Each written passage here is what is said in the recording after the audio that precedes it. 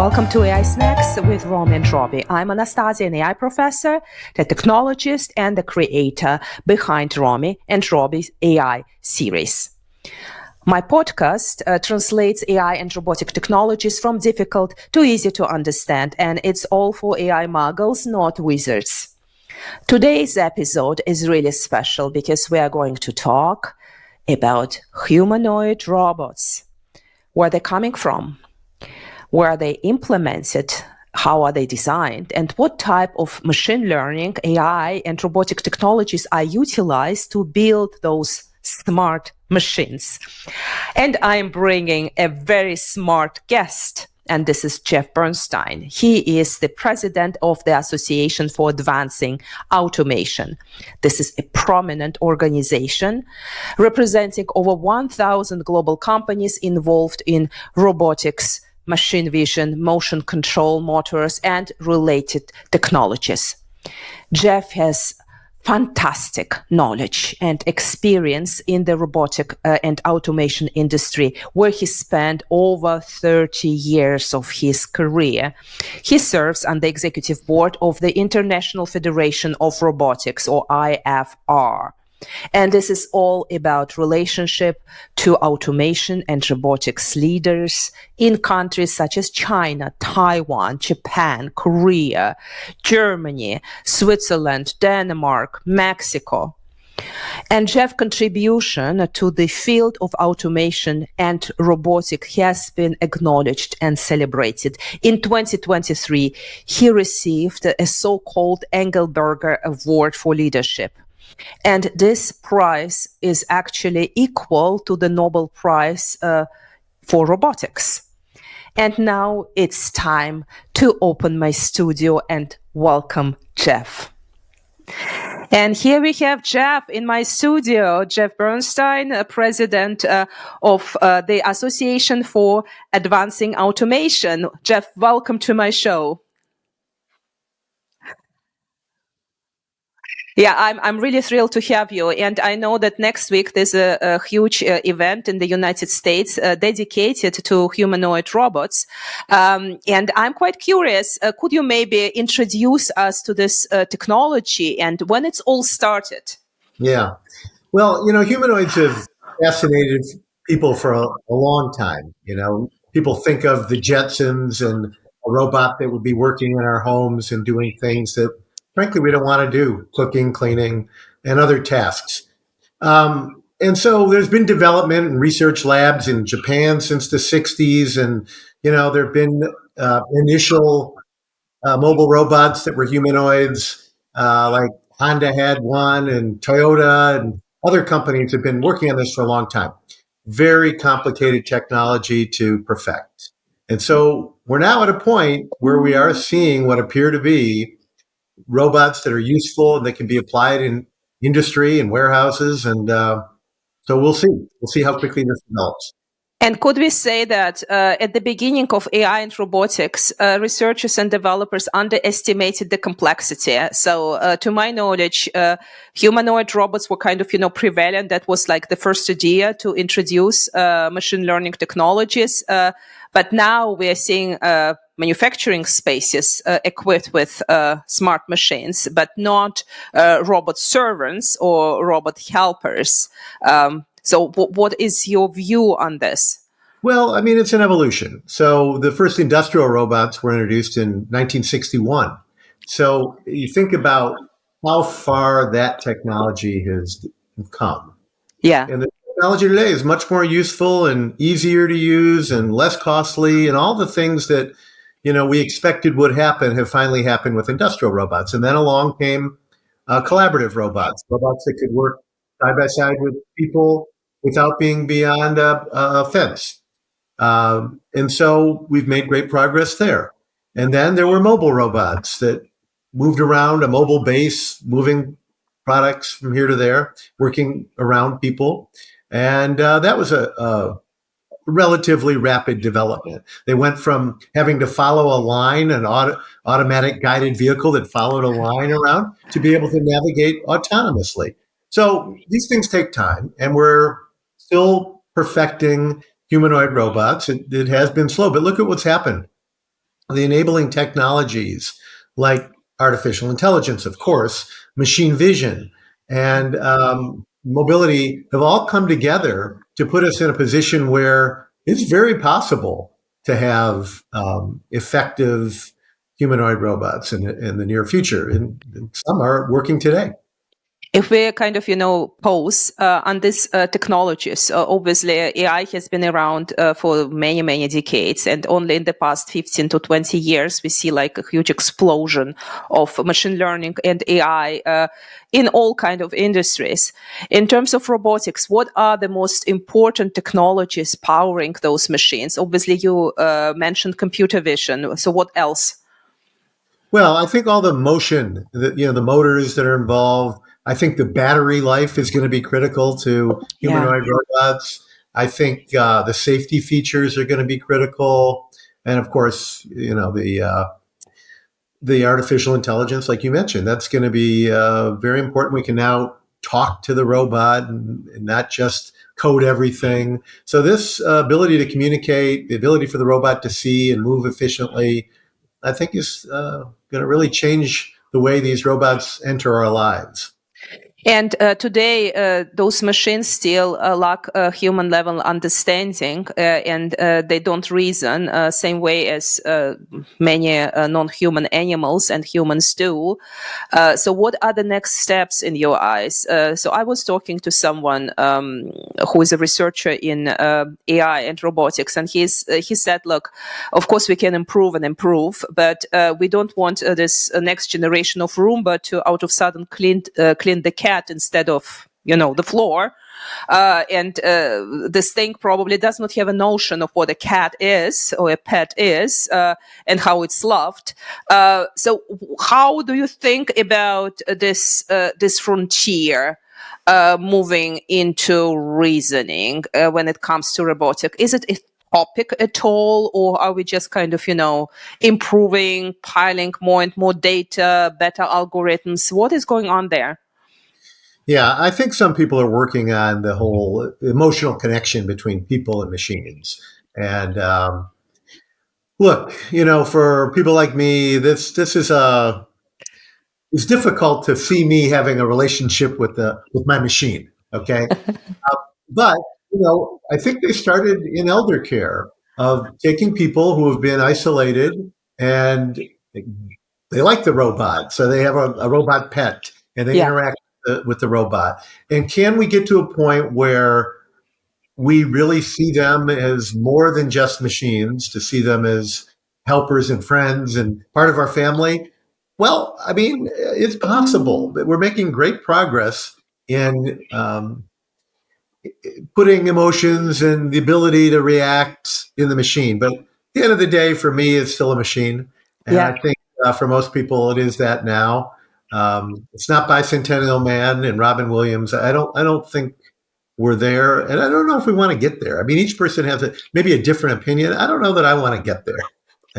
So me neither, but when we look around the globe, probably there are some geographies which have very different, I don't know, opinion or culture around machines. And I know that your work bring you together with leaders in automation and robotics across the globe. Could Yeah. you talk about geographical differences, how people perceive those machines and how those machines are getting developed? Well, I can tell you about cultural differences in robotics around the world.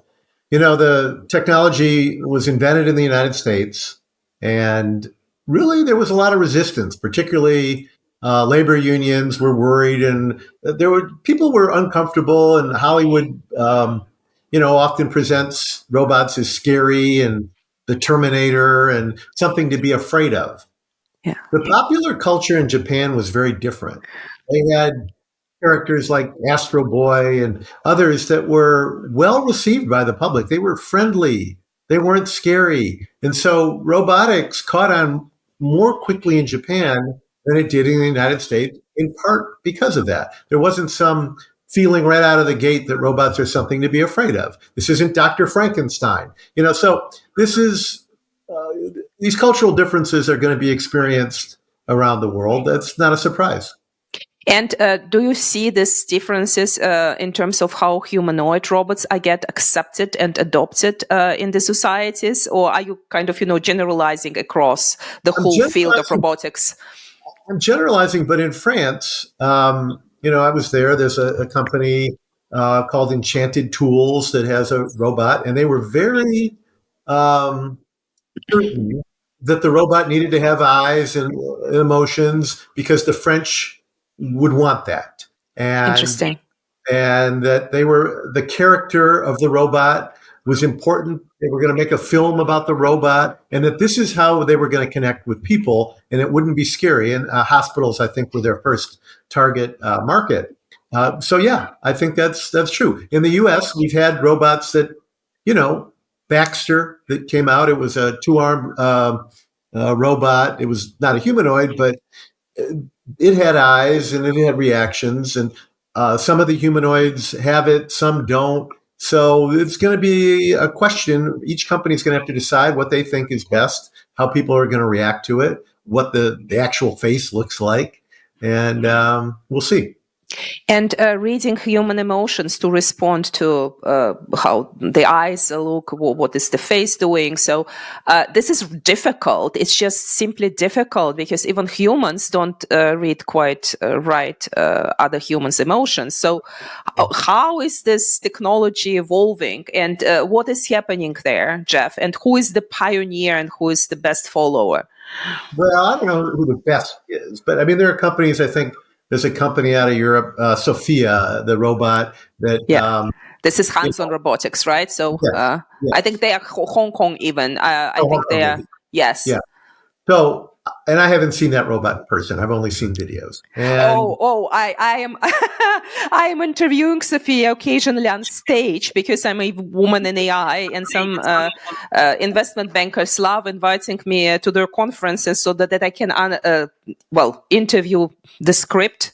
yeah, It's a so you chatbot. know more about Sophia than I do, but from the videos I've seen, it's really interesting the way they try to have that robot interact with people. Yeah, And yeah, some of the robots they make flippant remarks like a person might, and so again, is this going to be something that we're going to spend a lot of time working on to make the robot more like a human, or what I think is more likely is we're yeah. going to work on how to make the machine effective to do what we want it to do. That's what industry wants. They don't Yes. care about all the rest. Can it do what I want quickly, efficiently, repeatably, and produce the ROI I need? That's Yeah. what I want. I don't need a friend. Let's talk about it because so this is something really important. Obviously, Sophia received, I think, citizenship of Saudi Arabia. Yeah. So great for hands-on robotics, but I mean the adaptability and scale of those machines. This is a huge issue. What needs to happen to get those machines to, I don't know, 50% of the American households, and for what? Oh my God. It, well, 0.5% of an American household would be something right now. I mean, look, what are you going to have it do? You're going to have it do multiple things. Okay. Right now, we have one robot in our homes, maybe a vacuum cleaner that really doesn't go upstairs. So if you want to have an upstairs, you need two. So now you're talking about a robot that's going to walk up steps. It has a battery that's going to carry things around people and animals.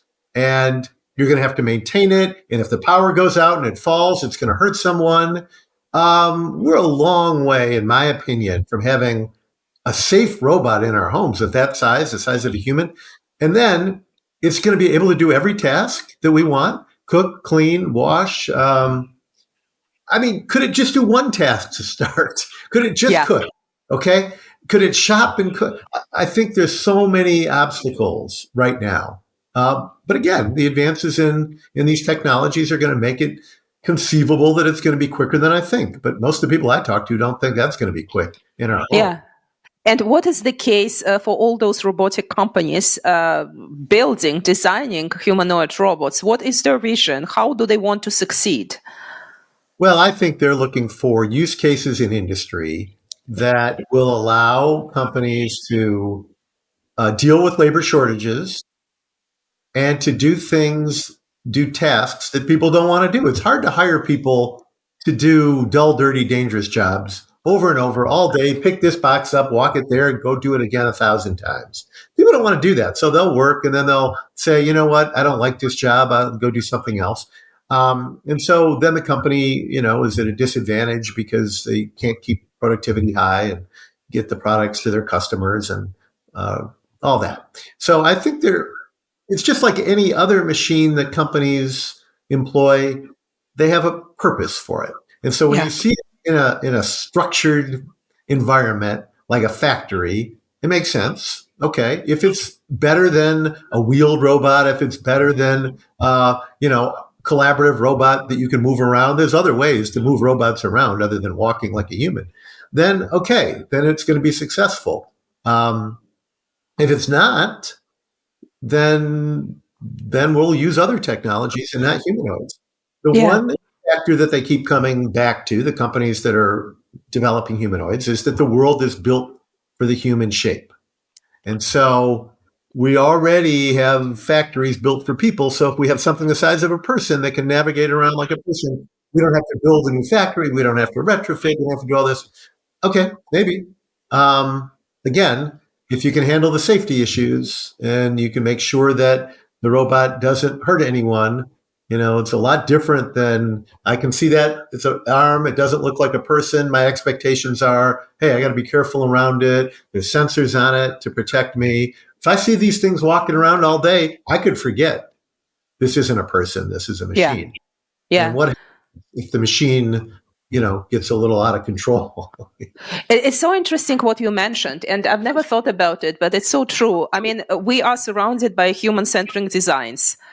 For example, I spent several years working in the automotive industry, and if you look the manufacturing floor, so the ergonomics, how I don't know, far above your head, certain things should be positioned so that you can really attach things to things.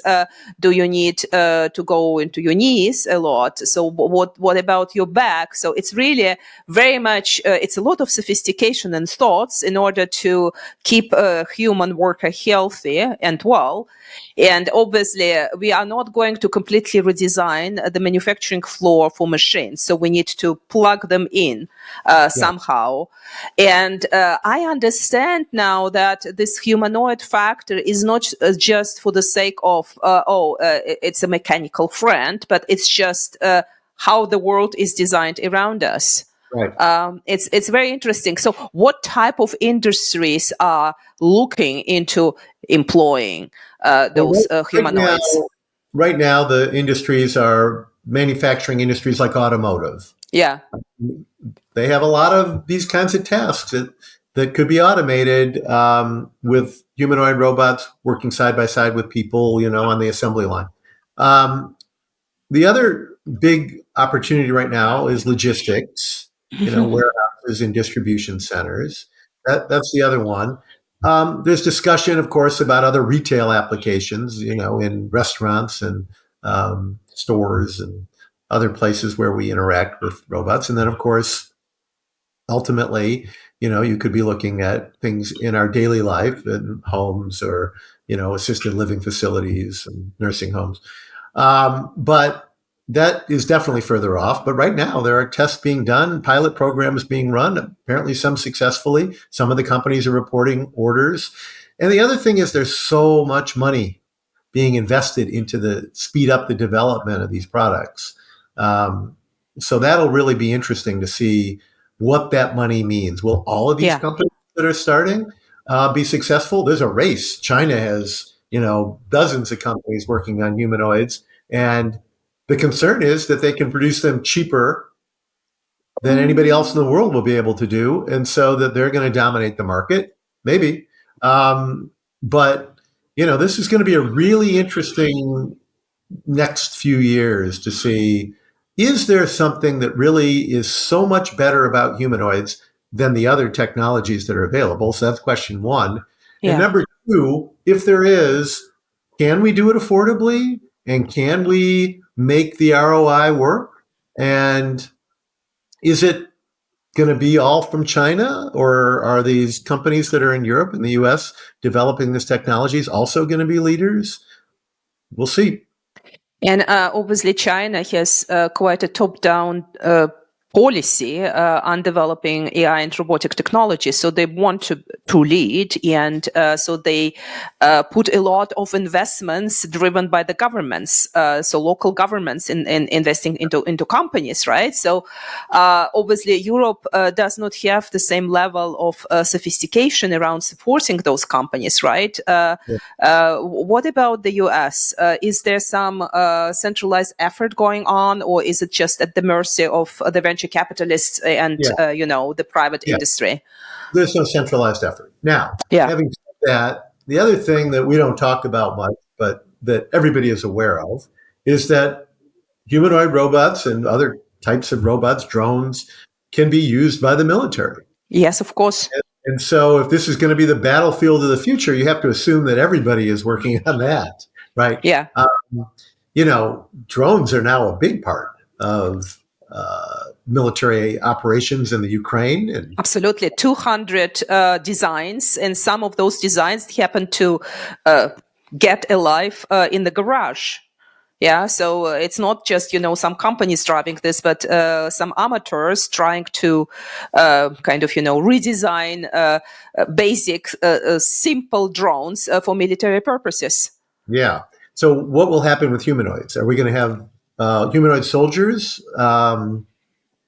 Are future wars going to be fought by whose robots are better than the other? I mean, I hope not, but this is what we have to be on alert for, right? Absolutely. Absolutely. And I wonder, so we've just surpassed COVID. And I've never seen those machines before, but now sometimes when I am in a hotel, a robot, not quite humanoid, but maybe half size of a human, is bringing some toiletries, towels, or if you are in New York in some sushi restaurants, then quite often you see robots walking by with touch screens and obviously you order with the robot. And I don't know, are we tipping your robots now or what is going on there? So how do you see the impact of COVID on the industry? Well, I think COVID jump-started some of those type of applications, but not just because the technology was ready, but because people didn't want to go and do those jobs and be around people all day. So, it was filling a void, a labor void. And I think they'll continue to develop, that you'll see more of those types of robots that are, wheeled around in restaurants and other retail environments. Yeah, I'm quite certain of that. Mobile kiosks in airports. I would expect to see more of that. And depending on the country, you may see a lot of them or you may see a few of them. And even within the US, there are places where they're more likely to be seen. And you mentioned hotels. A lot of hotels tell you now, like, we'll incentivize you not to have service each day in your room, right? Yeah. So they're facing real shortages. And if these technologies can do some of those tasks that they can't find people to do, then they're going to employ them. Yeah. And I wonder, so if we look into the US and European private sector, so of course they are Amazons of this world and they have all robots they need for logistics and invest more and more. But if we talk startups and mid-sized companies, do we have a lot of unicorns? So those startups with valuation over $1 billion US dollars in humanoid robotics? Well, the latest number that I saw on Figure, which is one of the leading players, and I don't know them, but last I saw, they had at least 675 million invested in them, maybe more. I don't know. Wow. And of course, Tesla is developing its Optimus robot, and they have unlimited amount of money. So, I mean, this is going to be like I said, a really interesting time to see what all that money does. And with all this quickening of AI development and these other technologies, like we talked about, vision and motion, we'll just see what happens here and what happens. And if people in my audience would like to see those robots on videos, what companies are putting great video tutorials or just pictures of those robots they're building on social, on YouTube? Yeah, So I think a lot of them are. I mean, Figure certainly is. Sanctuary, I believe, is. Agility, Apptronic, Boston Dynamics, who they're great at videos. yeah. I think just about every major player has got videos that they're showing. And I'm going to put some of those videos in the show notes to this very podcast. And now, if we look into the hurdles, so you mentioned battery. This is, of course, a huge issue with the technology. And then, how can you scale, adopt? Robots are really very, very heavy. What else needs to happen to facilitate robotics and Well, humanoid robotics? well, think about the maintenance. So not just the battery issues, but let's say you have one in your home. Are you going to repair it? Because who's going to take care of it? And maybe there are things that can be done remotely, right? Uh, there's a person who's in the loop and the robot does something that's not supposed to do, and somebody can remotely correct it. But I mean, that's going to be an issue. How you handle that when it gets out of factories or even in factories. I mean, what experience do we have repairing humanoid robots? So I don't know. How do they integrate with other technologies? Interoperability. How do they, getting along with people is the most important issue, but how do they get along with other machines? Because Yeah. they're not going to be the only machines in the factory. So if a mobile base is in a warehouse and then there's a humanoid, are they going to communicate with each other so they don't crash into each other? A lot of things. Yeah, and I really, I'm keeping wondering. So much efforts is getting invested into large language models and machine language, but I guess we must invest into the machine language so that the machines can communicate to other machines. Are you aware about some efforts there? Maybe research, not just applications. Well, I know a lot of companies work on fleet management for all the robots that they have. So I imagine people have worked this out or working it out on how Yeah. to handle this. And then, of course, what happens with all the data and how do you, you know, circulate that data to everybody who needs it, and what does the humanoid collect? And so there's a lot of things that are going to be involved with the widespread adoption of humanoids if that happens. Yeah. Yeah, and I mean, robots obviously, by definition, they are edge devices, right? Like our phones or like sensors in our garage or in our garden, and computation on the edge. It's simply difficult. Have you heard about some interesting practices or best practices? How companies are solving it? I don't know. I'm not close enough to the technology to be able to answer that, Anastassia. Yeah. And so the energy consumption of those robots, is it an issue? So besides the battery, I mean, just, data mining, any insights on this? That's a good question, and I don't know that the companies themselves would be better to ask. Yeah. Yeah, no. So I'll put some information about this into the show notes. But for me, this is one of the major tasks. How to process this huge amount of data coming from the robot to the cloud or on premise, and then to improve the functionalities of this technology. There's one field which is kind of interesting because with robots there's a lot of emotion coming from Hollywood or other movies and literature. And how do you see the importance of sci-fi in how humans perceive smart machines? That's a Um, really that's a really important question, and I don't know the answer to how all humans will. But I think what's really going to be important is how today's children are going to see yeah, these advances. Right? Are they going to be comfortable with robots that they've seen portrayed maybe negatively in movies, but also now we have what's it called, the Wild Robot movie that I have not seen. That's a big hit in the U.S. that I think presents a nicer view of robots. So I'm really curious about that, what the next generations are going to see, and how they're going to interpret not only what they're seeing out of Hollywood or reading, but just as they interact more with these technologies, what they think. Is this good or bad? And I know I talk to a lot of young people who are very worried about military applications, and they're very worried about jobs, as every generation is. But they're also worried about this human connection, that, you know, this is a machine, it's not a person, and I don't know that I want to connect with it. I hear a lot of people talk that way. So we'll Yeah. see. And I mean, this is a very good point. So we are kind of, delving into the realm of ethics.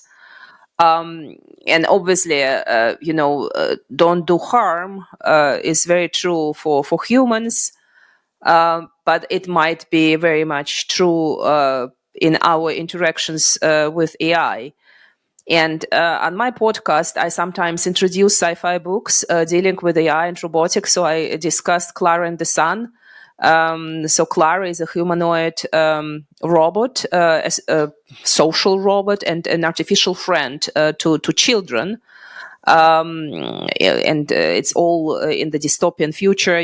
Those children, they are manipulated genetically to be enhanced academically, and some of them get sick. And so the whole story, Clara and the relationship with her human friend, and how Clara actually feels, if we can say the robot feels, and what should happen to her. So I'm really using her and not it. Yeah, so it's a female form and female design. I think we will transfer some human notions and feelings to robots, and then of course I think more or less everyone watched Westworld. Yeah. Yeah, and Well, this dystopian park. yeah. I mean, there are advances in robots that work with children. China has been at the forefront of this in working with uh, single, um, child homes. So there's Yeah, no siblings. So they've used robots to communicate and educate children. But we have robots now in the U.S. that are communicating with children. Smaller tabletop versions. Moxie is one that comes from a company I know, Embodied AI, I think it's called.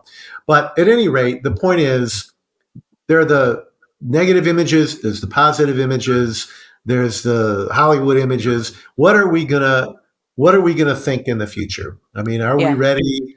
Are we ready to have a relationship with these machines that is going to be a positive one? Or are we the ethical issue, now that they can, surf the internet, and they can, you can give it a command to make me something like Van Gogh, and I can't tell the difference. Is that good or bad? They're going to write screenplays. They're going to, do the paintings. They're going to do all the things that we can do at a level without the emotional connection to it. So will people look at it and say, yeah, that's great. It looks as good as anything that a person could do? Or are they going to look at it and say, I don't feel it. yeah. I don't feel that. And what is the solution here? So I think so educating people about robots and current and maybe future applications. I think it should be part of any school's program, because we will live with those machines just due to demographical trends worldwide. So we are an aging planet if things don't reverse naturally. Yeah. So we will live with those machines. Yeah, How you to made a good go? point. Yeah, it should be part of the school curriculum. In the U.S., there's a program called First Robotics. It's really great. There's teams all over the world competing. The problem is that it's not part of the curriculum. It's extracurricular. And then there's other programs called VEX Robotics. Again, usually extracurricular, I think. So how do we make that part of the curriculum so that students at a very early age get exposed, understand the positives as well as the things to be concerned about, so that they are the ones shaping the future of these technologies? I think that's going to be really critical. Absolutely. I can share a story of my daughter. She was 5 years old. And because I was working at Qualcomm, I brought her with me in summer. So I spent 2 weeks there. And she was part of a robotic camp. And obviously, she was 5, and she came home the first day, and she said, "Mom, I wanted to do robots. I did not want to go to a boy camp." Mm, And that was, this little cultural element on how we introduce kids to robotics. So she right. did not enjoy it much due to this social connection on Yeah. campus. And we need to think really carefully how we start and how we design an experience. Ultimately, it's all about experiences. Do you know about other countries which are more progressive in introducing kids to robotics? Yeah. It's hard for me to know what each country does. I do know this. When you go to a trade show in the United States, including ours, we have age limits on there. Yeah. Can't be below 12 years old. And you have to be accompanied by an adult if you're a certain age. When you go to Korea or you go to China, there are kids all ages swarming the robots. Now, Wow. that's an advantage and a disadvantage. The reason it's an advantage is you're exposing the kids to the technology at an early age. Reason it's a disadvantage, I've seen robots in booths in other countries that have almost decapitated children Oh because no. they're not safeguarding their booths. So, this is you want to do it, but you want to do it in a way that's safe for the kids. So, but I think it's great. There's so much interest in an early age in other countries, and to some extent in the U.S. But in the U.S., you're kind of kept away from the technology. And maybe the way is to introduce robotic friends like cats, dogs, or imaginary animals first to the kids. I think Maybe that's this is the way. I don't the know. way. Yeah, yeah. Yeah. Well, Jeff, thank you so much for your time. Really, we learned a lot. What is next for you in the next maybe a few weeks or months? What are you kind of, happy about? Well, we have a lot from an association standpoint. We have this event, as you mentioned, coming up on humanoid robots, followed by the next 2 days, autonomous mobile robots. So those are the Right. mobile spaces. So those two events actually fit pretty well together. And so some of Yeah. the people who are going to one are going to both of them. So that worked out. And then after that, we have an event on artificial intelligence. So that'll Wonderful. in November in Atlanta. And then we're getting ready for our next year's events, including our annual business forum, which is industry leaders coming together for networking and listening to great talks. And then ultimately, mid-May of next year, Automate 2025 in Detroit, which is the largest robotics and automation show in the United States. Well, you have plenty of tasks on your hands, Yeah, and thank you so much, really, for your time. And good luck. And maybe we will reconnect in a year and see what advances we witnessed and where the industry is heading to. that'd be excellent. Thank you very much for having me. It's been enjoyable. Thank you, Jeff. Thank Take you. care. And that was actually my AI snacks with Robbie, and Jeff Burnstein. And the book, Robbie, and the Secrets of Sleep, is currently available on Amazon. Please look into the Amazon site. There is an Audible book and there is an ebook as well, equipped with the living appendix or the science behind section. And I'm very curious for your feedback. Please write what type of robots are you curious about? What technologies are you expecting and liking? And I see you next week. Thank you.